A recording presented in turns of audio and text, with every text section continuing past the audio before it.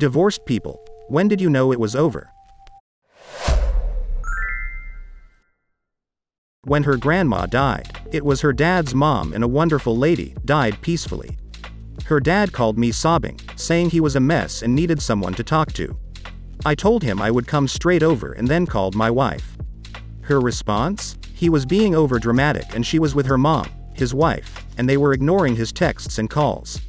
What the hell? His mom just died. He is sad and alone. Went over there and hung out for a while and realized that if I stayed married I was looking at my future self. Phil is a good guy and treated like a stray dog. They have separate bedrooms. She hates him, has made their kids hate him. We went to counseling. She talked about the things she needed and wasn't getting. Counselor asked me if I could work on those. I said yes. This took the whole first session. Second session happens a week later. I talked about the things that I needed and wasn't getting. Counselor asked her if she could work on those. She kept avoiding and redirecting. On the drive home she said she wanted to find a new counselor. This one wasn't the right one. Went to a new counselor a few weeks later. First session was a repeat. So was the second. She said we should find a better counselor. I asked, one that agrees with you? And she said yes. Then I was done. Driving home from work, coming around the corner, and feeling disappointment to see her car in the driveway. Pretty much how it was for me too. The one that got me was her coming back from a week-long trip out of province, and I felt disappointed when she returned. It was nice having the house to myself, spent the week cleaning and organizing. I didn't have an ounce of happiness to see her again, just annoyance that she dropped her luggage all over my clean floor. Knew we were at a crossroads at that moment. My ex thought I was working out of town. She had been having an affair for about 3 months and totally thought I didn't know, and she had me buffaloed. This was way back before cell phones, but she had been call forwarding our phone to her new boyfriend's number, so when I called her I would think I was reaching her at our apartment. I came home about 10 p.m. one evening and she wasn't home. I called her boyfriend's number and she answered the phone. I asked her what she was doing and she told me she just climbed into bed for the night. I asked her whose bed she climbed into. There was a long pause. I told her I knew what she was doing and where she was. The last thing I said to her was that I was leaving my wedding ring on the nightstand on her side of the bed. That was over 40 years ago. Been married to a wonderful woman for a very long time now, all is good. It was weird. I was sitting on the couch, and she was in the recliner. I looked at her, and it was like I didn't even know her. I thought, I don't like you and I wouldn't even date you now. We just grew apart. I said, do you want to break up? She replied, I thought you'd never ask. Yep. It's been over for a while. It was amicable, and we went our separate ways.